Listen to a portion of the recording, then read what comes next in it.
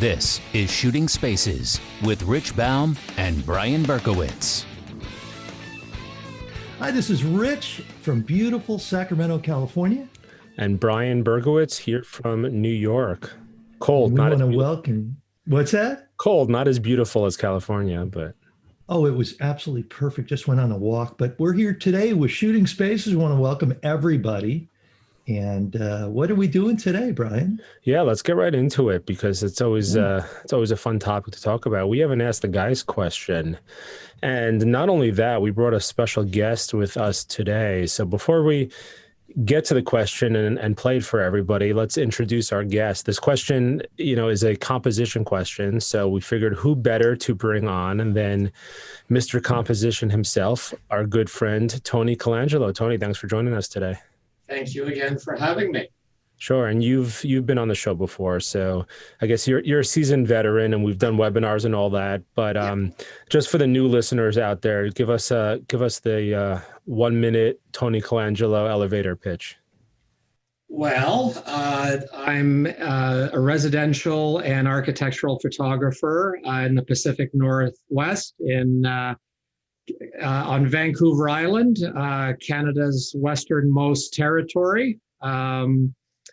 And have been shooting for a number of years, and a couple of years ago pulled together a video tutorial on composition that you referred to a minute ago, Brian, called The Art and Science of Great Composition. So I was really excited when you invited me to, this is my first Ask the Guys, and I'm excited to hear the question.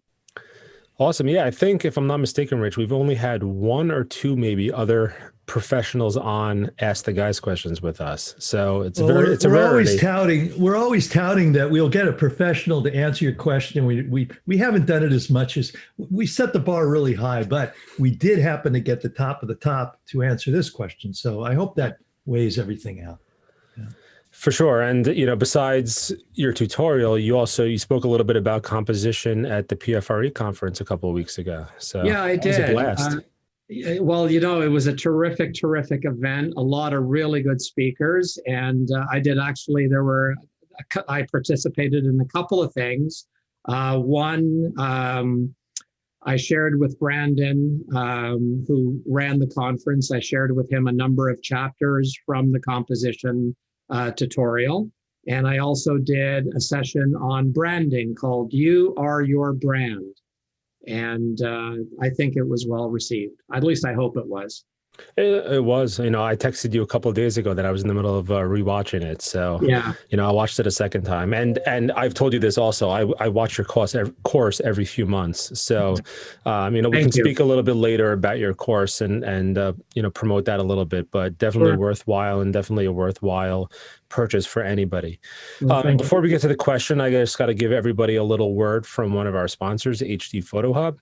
HD Photo Hub is a back office system designed just for real estate photographers. Give your clients a place to download their photos, make updates to their property websites, get flyers and social media tiles, and so much more, all on a platform that is branded to your company. Check them out today at hdphotohub.com. That's hdphotohub.com. And I will get to the question as I think we're all ready for it. Here we go.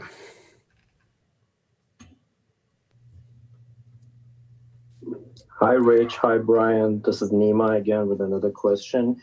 My question is about the composition, and I want to know what's your definition of dominant surface or dominant line in composition, which we set our camera height based on. I run into this problem mainly in real estate shoot when I'm shooting the living room. Let's say we're shooting the living room from one corner. You have furniture and coffee table in the foreground, and in the background, not too far, we have a kitchen. If I raise my camera to be able to see the countertop, the coffee table look funny in the stretch and doesn't look good. You have to crop it. If you go down because they are in foreground and you're shooting a living room, then you won't see any of the countertop, or you will see part of the bottom of the wall cabinets.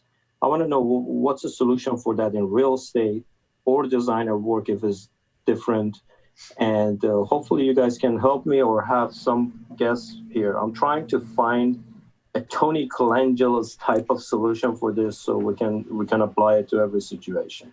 Thank you guys. As always, great job.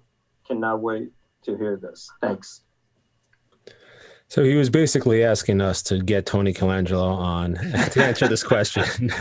Boy, Nima has a lot of pull. Yeah, I guess so. Well, Yeah. Nima's a good guy. We're all good friends with him, and we've had him on the show before. So, Yeah.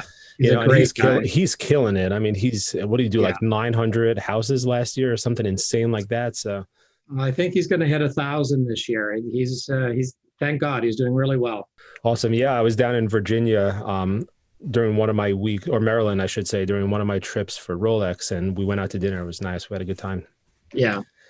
Cool. So that being said, let's get right to it. I guess he basically asks about dominant surface, and he uses a living room overlooking a kitchen as an example. And I know that's just one example, but just to kind of clarify his question and see if I'm understanding it properly. And obviously everyone can interpret the question a little bit differently, but to make it, I guess, easier to understand, I guess he's kind of asking, where do you put the preference on a shot? Is that, what do you consider the dominant part of the shot when you're shooting bigger open rooms? And that's the way I took it. And, you might have taken it differently. So we can get right into it. So I'm curious to see, Tony, how you took his question and explain that. Oh, that's interesting that you interpreted it that way. First of all, for Nima, it's a tremendous question because he starts off by talking about dominant surface. So I want to talk about that in a minute or so. But for me, the reason why it was such a great question is that there's this undercurrent through the question about how do I make a decision on coming up with a good composition. And really, that's what I saw the question revolving around. It started out being about camera height and what's the camera height above the dominant surface when you have potential for more than one dominant surface. That's how I understood the question, Brian. Yeah. Okay. I mean, we're sort of on the same page. You explained it definitely better than I did, but you obviously brought up something deeper, which I kind of didn't think of, was that goes into the decision-making process on site. So that's definitely something we should get into as well. Yeah. I mean, for me, that's the starting point for a great composition, a great photograph is really asking yourself the question, what do I see in my mind's eye? What do I want this shot to be about? What is the story that I'm trying to tell? So in Nima's situation, and I'm going to answer the dominant surface in a minute, but I think the complexity of the situation he's talking about is he's perhaps shooting corner to corner. He's in the back corner of the living room, and he has an opportunity to show a connection from the living room to the kitchen.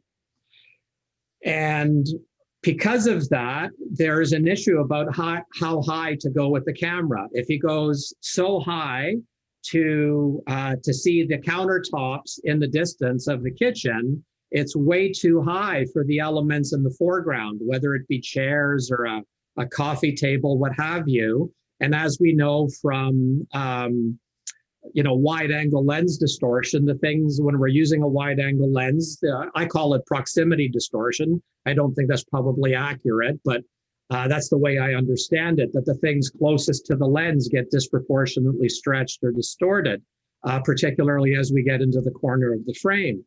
So yeah, we're going to talk about camera height in a minute, but the beauty of the question is that it speaks to decision making. And that is, do you want this shot to be more about the living room and show the living room in connection to the kitchen? Or do you want the shot to be about the kitchen and where the kitchen sits next to the living room? I know that sounds similar, but they are two different shots. And depending on what decision you make, that will kind of govern your camera height. Okay, so Now let's talk about dominant surface, because that's where Nima started. The general rule of thumb, for anybody who's been doing this for a while, one of the first things you learn is about camera height is the middle of the front of your lens should be about 15 to 18 inches above the largest flat surface in the space, right? So even when you talk about going into a master bedroom, depending on what's going on in that bedroom in terms the largest surface in the space, obviously the largest flat surface will be the mattress, will be the top of the bed. So if someone has, that old 19th century big 4 poster bed where you need like a canopy bed that you need a little step ladder to get up to the top of it, your camera height is going to be dictated by that. Whereas if the homeowner has some sort of a Japanese flavor to their interior setup, the mattress will be on the floor, and as a result, our camera height will have to be significantly lower. There's no set rule about camera heights in bedrooms. The largest flat surface is the mattress, and you generally want to be 15 or 18 inches above that, okay? So that's the dominant surface piece. Now we get into the complexity of Nima's question, and that is, what do you want to be the shot? What do you want the shot to be about? So if you want it to be where you're far enough back into the corner, where the furniture isn't too distorted and you can make it about the living room, then your camera height is going to be much, much lower. And to be honest with you, if the shot is about the living room, the largest flat surface, of course, will be the seat cushions of the couch or the coffee table, because they're basically at the same level. And you take your shot from there. And for me personally, I would be less fussed, less concerned about showing countertop in a distant kitchen. If you want to make the shot about the kitchen, zoom in and use this principle called implied space to show just a little bit of the armchair, just a little bit of the coffee table, just to give the viewer the reference point that we are situated in the living room looking out to the kitchen. But if the shot, if the photographer wants to make the shot about the kitchen, then make it about the kitchen. Use a camera height where you can see more of the kitchen. A camera height where you see the countertops, a camera height where you see some separation. But, if the kitchen has an island, you see some separation between the island countertop and the countertops in the rest of the kitchen. Yeah, I'd like to just jump in here, and I'm kind of taking the standpoint of a really someone really just getting into this that also might not really understand. And I'd like to just express that what you just talked about is if the camera is too low, let's say you're above the front countertop. Yeah. They have bar stools. Then you have an island, and then you have another countertop with the stove. Yes. Very common scenario. But it's really important that these things don't line up. So in fact, and I guess we could also talk about tilt shifts and the benefit, but raising your camera up will separate and be able to see over one to the next one. Yeah. And it's important for those of your listeners who are relatively new in the field. It's important to show that separation for a number of reasons, not the least of which is the functionality of the kitchen, but photographically, you want to be able to show depth. Otherwise, the countertop on top of the island top kind of bleeds into the far countertop, and it gives the viewer for a split second, it's like, well, is that one big countertop? How do you get around the kitchen? So you want to be able to raise your camera height to see that separation. The other factor, and this is a little bit more complex, is that the farther away you are, the angle of your lens into the scene is going to be flatter, right? So if we're a couple of feet away from a coffee table, that the angle of the lens is going to be downward. It's going to be a much sharper angle. But if we wanted to see that far kitchen, to use Nima's example, that lens has to go like that. So the farther away we go, the flatter the plane is between the lens to the surface that you're trying to capture. Mm-hmm. Yeah. And you know, does this have to do with, you know, when you raise your camera up too much and you get that coffee table in the foreground sloping down, looks like an aircraft carrier? Is that kind of what you're talking about? Yeah, and that's the issue that Nima's having. I mean, my first interpretation of listening to Nima's question is that he's trying to get a twofer. He's trying to get as much detail and as much height to get all of the kitchen and all of the living room.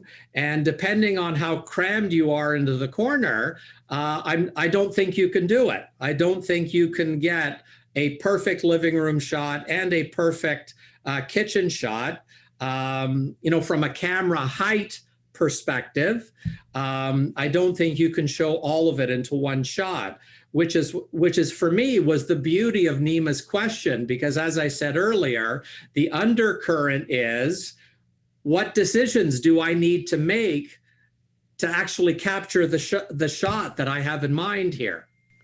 Sure. I want to come back to the decision-making part in 1 second, but I do like what you're saying of implied space, because I think there's something to that. Like, you know, like you said, no one's going to take a picture of a kitchen with the living room in the foreground. So the picture is ultimately going to be of the living room, and having the kitchen in the background, like you said, it's sort of secondary. And then if you want to get a shot of the kitchen and show the flow of the house, do what you're doing, imply that space by just, you know, putting in a little bit of the couch or whatever the case is. And it's significantly more effective than getting a shot of the kitchen through the living room.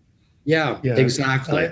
I think that you can't get it all, Nima. I'm sorry about that. You can't have everything. But with that being said, iGuide is a turnkey solution for those looking to expand their real estate photography business beyond photography. And they can add on 3D tours, laser accurate room measurements, square footage calculations, and professionally drafted floor plans. You can get your first 5 iGuides free by adding the code Shooting Spaces in the referral section at purchase. So go visit goiguide.com to learn more. And then you can have everything. But let's get back to Nima, you can't have everything. So I think that you know, it's a hard concept though, what you're trying to explain, Tony. And I know there's people out there that are still trying to understand it. But, you know, what would be the best way to embellish and learn more about these, like pulling back and zooming in to get less, what did you call it? For me, the way that I originally wrapped my head around it, that wide angle distortion that we talked about, if we have a piece of furniture, if we have a piece of furniture in the foreground, because of the nature of wide angle lenses, things that are closest to the lens are going to appear distorted, especially as you go to the edges of the frame, the corners of the frame. Okay. Like 2 sinks in a bathroom shot, the sink closest to the camera looks this big, and the sink in the background looks that big. And that is what you're talking about. Yeah. And typically the easiest, and I would say best way to address that is, if the space allows, is to physically pick up your tripod, go back and set up your tripod again, and then zoom in. Because when you do that, we leverage the zoom and we have this great little thing called perspective compression, where the distance between the elements in the foreground and the elements in the background, there's this illusion that the distance becomes less, okay? So that the elements in the foreground, the elements in the background appear to be closer to the camera, all right? So we want to take advantage of that perspective compression. The other thing that I wanted to talk about, and Nima actually brought up this notion of same issue for interior design. You know, and the same issues are at play. That's one of the things that real estate and design have in common, is that we're struggling with the same sorts of issues. We're struggling with how to compose a shot, how to take advantage of implied space.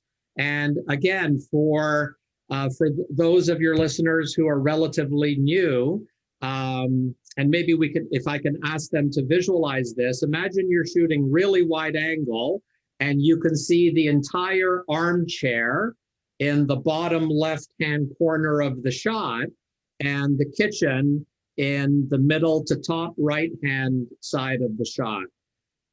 What I'm suggesting by implied space is that if we zoom out, if we go ultra wide angle and we want to show that entire armchair, we are bringing that wide angle distortion more into play. To address it, we can use this concept of implied space. We can only show a little bit of that armchair. We can zoom in and show just a little bit of the armchair to give the viewer a sense that it's there. And we can have the viewer infer that the rest of the armchair is off of camera left. And, you know, because I've said the chair is in the bottom left-hand corner. So that's for your newer photographers who are listening tonight. That's what we're talking about, is not showing the entire piece of furniture. Zoom in, show a little portion of it to give the shot context. Okay? As Scott Hargis would say, you don't need to see the whole refrigerator because you know it's there. You don't need to see Correct. The whole couch because you know the other half is there. Yeah. It's implied. That's exactly, yeah. Yeah, exactly. So it's a technique, whether you're shooting real estate or you're shooting for interior designers or builders and architects. It's this leveraging, taking advantage of this concept of implied space is one of the best things that you can have in your toolkit.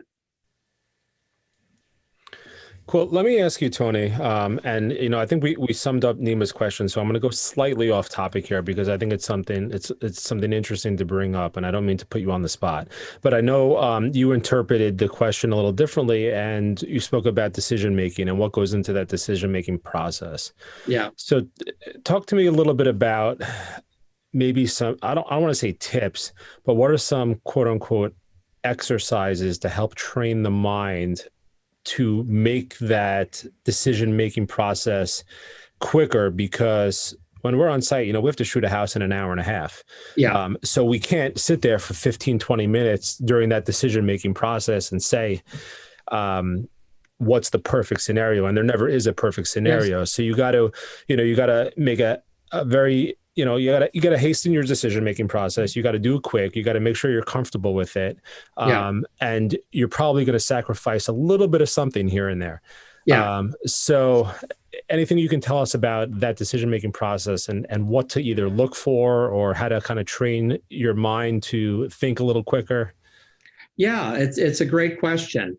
Starting right off the top, if it's at all possible, to have a conversation with the agent, because the agent will have a really good sense of what the homeowners have done with the house. So if the homeowners have done a renovation in the kitchen or the primary ensuite, let's say, I want to know about it. I want to know about what features what are the most important elements that happened in the renovation. And I want to use that to guide my composition. I want to make sure that I capture it for my client and make it look as good as possible in the final photo for MLS.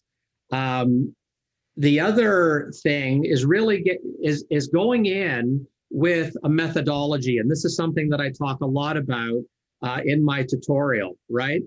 So for me personally, whether it be shooting real estate or for interior design, going into a space, I'm looking around for the elements that, if it's real estate, what are the selling features? If it's for interior design, what are some of the design elements that the designer is most proud of, and really taking that into account. But part of the methodology is going into a room, and for me personally, what I say in my tutorial, for me, my go-to composition technique is the rule of thirds. So really, it's finding, is there a dominant line in the scene? And usually, in a real estate environment where you're shooting ultra wide, typically the dominant line is horizontal because you have your seating elements in the scene. So I try to put the bottom horizontal over those elements. And then I try to find a vertical element and use one of the two vertical lines over that element. And I've already got 2 of the 4 lines within my rule of thirds grid. I try to place something, whether it be a selling feature or an item of interest that isn't a selling feature. I try to place that element in a PowerPoint position. So a PowerPoint position in the rule of thirds is where a vertical line and a horizontal line intersect, okay? So if we're talking about this situation, if there's an armchair in the room, yeah, the armchair doesn't come with the house, but it's an element within the scene that can establish a reference point for the viewer's eye, ground the viewer's eye. And if I could put that element, let's say that armchair, in the bottom left or bottom right PowerPoint position, the odds are the rest of the shot will take care of itself. Yeah, and it might sound daunting or intimidating for someone, especially someone who's new, to have to think of these concepts when they're, first walking into a house and setting up their composition. But, I'll be the first one to tell you, I mean, how long ago did you release your tutorial, Tony? Was it like a year or two already at this point? Yeah, it's a year and a half, actually. So, you released it a year and a half ago. And obviously I knew what the rule of thirds was before, but I didn't instinctively think of it every time. And a year and a half later, and I go to shoots and I'm naturally composing in rule of thirds without even thinking about it. So the more you do it and the more you train your mind to think that way, I think it just happens naturally by itself. And you start to see, you walk into a room and you can literally visualize before you even set up your camera, you can visualize the room in, rule of thirds, if that's your go-to and that's your starting point for a composition. And, it almost becomes second nature to you at that point. Yeah, and really that's what it comes down to. It does become second nature. You get into the habit of it, and I want to reiterate, it's only a starting point, right? If there's another compositional technique that really hits me and says, oh, this would be a better shot if I did a 1 point, let's say, then I'll go with the 1 point. I'm not married to the rule of thirds, so to speak. But it's in terms of answering your question, though, and given that so many real estate photographers have to deal with this time factor, go in and use a methodology. And part of the methodology is a go-to starting point for composition. Then that's my recommendation. And I will also add that to go with what Brian said is, about a year and a half ago or 2 years ago when we first met, you started, we did the webinar for, compositional webinar. Yeah. That changed everything. And literally last year, and it just stays with you, last year, that was the biggest advance I had in my whole progress in that year. And it was something that you, Tony Colangelo, are always in my ear telling me to do that. But it's great because once you internalize it and you go, oh, I get what you're saying, it stays with you forever. And, it is just it is such an essential part of what we do. And a lot of times people are doing it without even knowing it. I mean, because their brain thinks, because it's all about the brain. Their brain thinks in a rule of thirds or leading lines or the spiral, things like that. But once you start thinking about it, and then it'll change everything. The composition is so important. And I think too many newer photographers are so wrapped up in all the other areas of this that they're not really thinking about it. But it's something that after a while, you can't not think about it.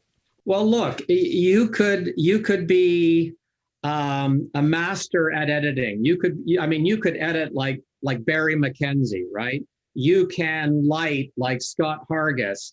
But if you've got a lousy composition, there's very little in the editing and the lighting areas that's going to happen in those two areas that's going to save the shot. A bad composition usually ends up being a bad shot, and that's all there is to it. You can't save it in post. No matter how good the lighting is. Yeah, how great the house is. No matter how pretty the house is, no matter how good the lighting is, no matter how good the editing is, if half of your shot is the back of somebody's couch, there's no way to turn that around. No, for sure. Yeah, I always said you can always mask bad lighting and bad editing, but you can't mask composition, bad composition. Yeah. Cool. So speaking of the importance of composition, which you were just talking about, Rich, let's talk a little bit about your tutorial, and we'll let you, take 2 minutes and talk about it and promote it, because I think it's essential. And, until I watched it, I was actually shocked that composition was sort of an afterthought for people until you brought it to the forefront. So, I know Rich and I can personally thank you for that, because I know it definitely advanced both of our careers. And I think everybody else who's purchased or learned from, either the webinar, your tutorial, your seminars and PFRE. So like we just said, you came out with this tutorial 1.5 years ago, The Art of Science of Great Composition. And it's pretty much, I don't know how many hours, but hours of just composition. And you go into everything from composition itself to the history of composition to the psychology of composition and all that stuff. Yeah, well, thank you for that. And look, it's not as if, like all of us, Rich, and your coaching, what have you. I mean, we stand on the shoulders of people that we've learned from, right? So yeah, I've got a video on composition, but I don't think that makes me the composition guy, because I've learned from a whole bunch of people. Okay. I've always been fascinated with the topic. That's all. Well, but I think the difference is you bring, like the title suggests, you bring science into it, where, other people might come in and just say, hey, this is the rule of thirds. Look for this line, look for this line. You teach why, from a psychological standpoint, why the brain likes this better than that. And I think having that in-depth understanding of how the brain works in relation to composition makes it easier to comprehend, or for someone to comprehend what you're teaching, because, they teach you why things look the way they look, not just this looks good, so do it. Yeah. Yeah. Well, the tutorial is really rooted in the answers that of a number of questions that I asked myself. And ultimately, one of the most important questions is, what do we want the viewer of our photos to experience, right? And based on my understanding of certain research that's been done in the field of cognitive neuroscience called processing fluency, it's my understanding, it's my interpretation, let's say, that really the feeling that we're trying to evoke in our viewers is a feeling of relief in the viewer's brain. Even before a sense of attraction, it's that sense of relief that you get from a good composition. So I talk about some of the elements from cognitive neuroscience that contribute to that, specifically an area of research called processing fluency, that has basically found over and over again that the human brain prefers to think about things that are easy to think about. And the reason for that is that the human brain is responsible for so much, in terms of getting us through our day-to-day life. that over the course of human evolution, it has hardwired itself to look for shortcuts, to make the workload easier, okay? And one of the things that it does when it's looking at something of an artistic nature, like a piece of sculpture or a photograph, let's say, it is trying to organize all the information that it's seeing. And if you think about it, composition is simply how we organize the elements in a photo. So if we can apply some of these principles and organize the photo in a way that makes it easier for the brain to process, it ends up having a more positive impact on the viewer's brain. So what processing fluency has found is that if the brain is looking at something and it finds it easy to process, not only is there a positive judgment about it, there's also a positive feeling related to what's just been judged, right? And that's what I'm talking about. We want to evoke that positive feeling from the viewer. And ultimately, that's what great composition is all about. I explain it a lot better on the tutorial. Cool. Where can people find this tutorial? They can find it on my website. If you go to www.tcphotography.ca, on the left-hand side in the navigation bar, there's a link called tutorial. Just go there and go through the process if you're interested in picking it up. Awesome. And you know, highly recommended from me personally, and I know from you also, Rich. Before we wrap up, I'm just going to say a final word from our final sponsor, PhotoUp. We all know that PhotoUp is the leader in real estate photo editing, but did you also know that they offer floor plans, virtual staging, property websites, photo delivery, virtual assistants, and more? Having all your business services under one roof helps streamline your workflow, so now you can spend more time shooting spaces and less time stuck behind your computer. No more wasted time uploading or downloading or logging into 10 different accounts. Run your entire business through one account so you can shoot more, manage less, and spend more time doing what you love. Visit photoup.net/shooting spaces or click the PhotoUp link on our website to receive a $100 discount on your first full month of PhotoUp services. So that being said, you said tcphotography.ca, your tutorial is there. People can see your work there. I know you're on Instagram, TC Photography also, I think, right? I think it's TC Photography 99. And I also do coaching. And there's a link for coaching on my website as well.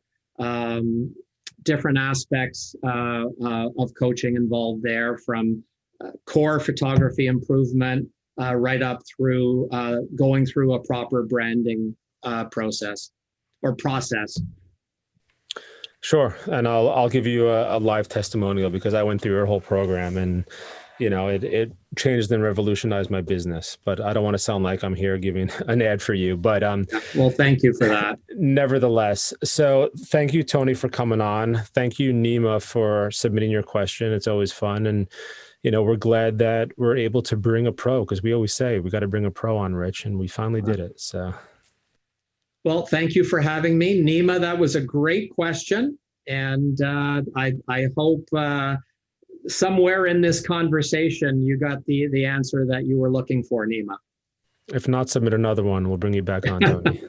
Yeah, why not? I think he will do it again in the future. Yeah, this is like his, I think, third or fourth question. Yeah. If all of our listeners were as motivated as Nima in many ways, you'd all be better off.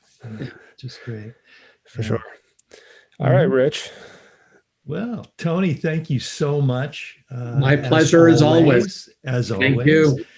And you know what? Have a great holiday season. I mean, we're just rocking and rolling in New Year's, and it's going to be another interesting year coming up.